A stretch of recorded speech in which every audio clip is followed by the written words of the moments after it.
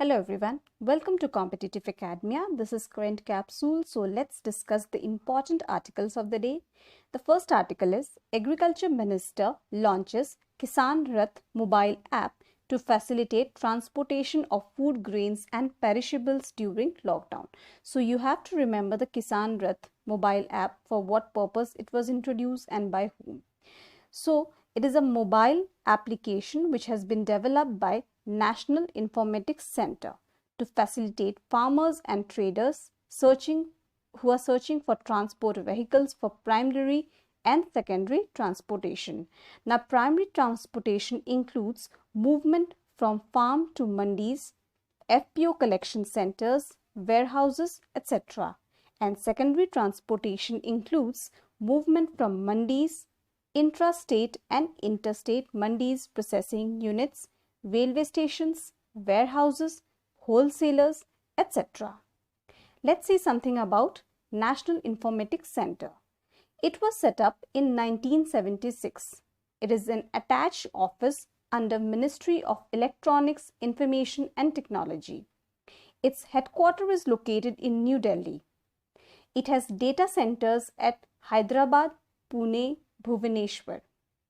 There are also state centers in 36 states and union territories and 708 district offices. It provides infrastructure to help support delivery of government IT services and delivery of some of the initiatives of Digital India. It is credited with helping the Indian government in embracing the IT in the 1990s and has also helped disseminate e-governance to the masses. It maintains india.gov.in web portal. The next article is Stable material for organic pseudo-capacitor can offer a low-cost, scalable energy storage solution. Before understanding the context, let's see what a pseudo-capacitor means. It is a type of supercapacitor which store electrical energy by electron charge transfer, basically working as a battery. It has been developed by Institute of Nano Science and Technology located in Mohali. Now, this institute is an autonomous institute under Department of Science and Technology. This institute has developed a stable material for pseudo-capacitor or supercapacitor which store electrical energy by electron charge transfer. It offers a low-cost, scalable energy storage solution as an alternative to batteries. This will help to overcome the long-standing challenge of pseudo-capacitors, their cycling stability and rate capability. Earlier, this was a challenge. Let's move to the next article. RBI to ensure liquidity in the system cuts reverse repo rate by 25 basis points. The reverse repo rate was 4% and it has been reduced to 3.75% at present. The context is not important, but we need to know the definition of reverse repo rate, bank rate. So let's begin with repo rate.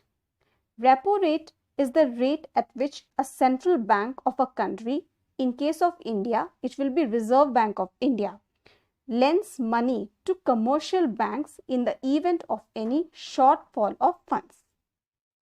On the other hand, reverse repo rate is the opposite of repo rate. It is the rate at which the central bank of the country borrows money from commercial bank within the country. Reverse repo rate is a tool through which the money supply in the country can be controlled. Repo rate reduction helps in pumping liquidity in the economic system as banks have more money to lend. On the other hand, increase in the repo rate helps the central bank to suck out excessive liquidity from the market as banks are left with less to lend. Decreasing the repo rate, it helps banks to lend to industries who are now able to get loans at cheaper interest rate due to lower interest cost ultimately benefiting the end consumers. Now, bank rate. Bank rate is similar to repo rate. It is the rate at which the central bank lends money to private banks, but the main difference is repo rate is used for lending for short term, while bank rate is used for lending for long term. Basic difference between the two. That's all from this article. The next article is Use Assess Corona app for survey in hotspots. Now this has been used in Delhi to identify the hotspots. It will help control centers in making a quick decision on the requirement of ambulances and other medical equipments and personnel in the area.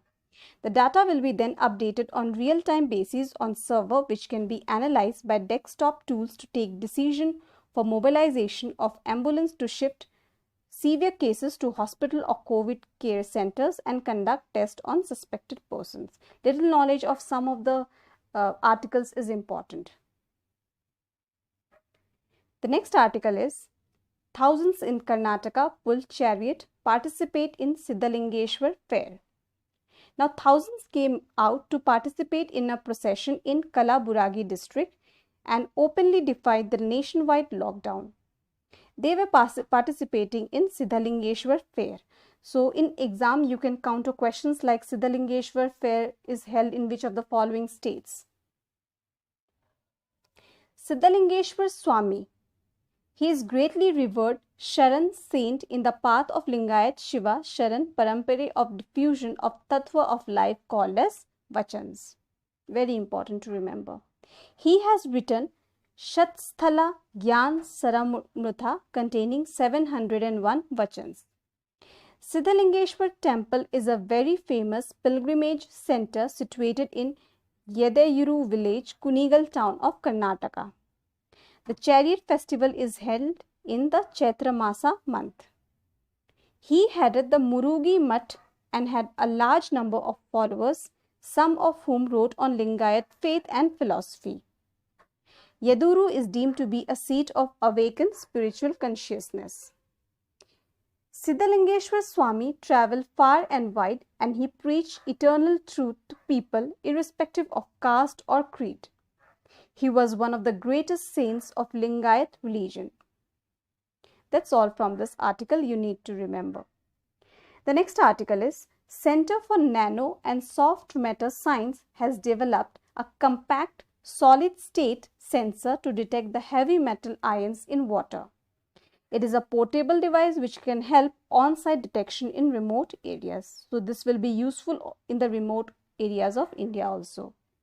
Heavy metals such as lead, mercury and cadmium poses severe potential threats to living beings and they can easily be accumulated in the body and cannot be detoxified by chemical or biological process. The health hazard associated with heavy metal ions in water demands the development of efficient and portable sensors for rapid on-site detection of these ions. This is the context. So let's read something about the metals and the related diseases. Lead can cause high blood pressure, heart disease, attacks the brain and the central nervous system. It can cause coma, convulsion. Convulsion means irregular body movement caused by involuntary contraction of muscles. The body muscles contract and relax rapidly and repeatedly. It can even cause death. Lead exposure can cause anemia, hypertension, renal impairment, immunotoxicity, and toxicity to the reproductive organs. The next is mercury. Mercury can include muscle weakness, poor coordination, numbness in the hand and feet, skin rashes, anxiety, memory problems, trouble speaking, trouble hearing, or trouble seeing. High-level exposure to methyl mercury is known as Minamata disease. Minamata is a place in Japan where this disease was first identified. The next is cadmium. Cadmium can cause itai disease, which is also known as ouch disease, and it is caused due to softening of bones. Cadmium can lead to kidney disease and cause bones to become weaker. Large amount of cadmium can cause damage to the kidneys, liver and heart, and in severe case may cause death. So you have to remember that mercury causes Minamata disease, cadmium causes Itai disease, and blue baby syndrome is caused due to nitrate. Since the article did not contain it, so we have not mentioned here, but you can remember it. That's all from this article. We'll come up with some new articles tomorrow. Till then, thank you for listening, and like, share and subscribe to our channel.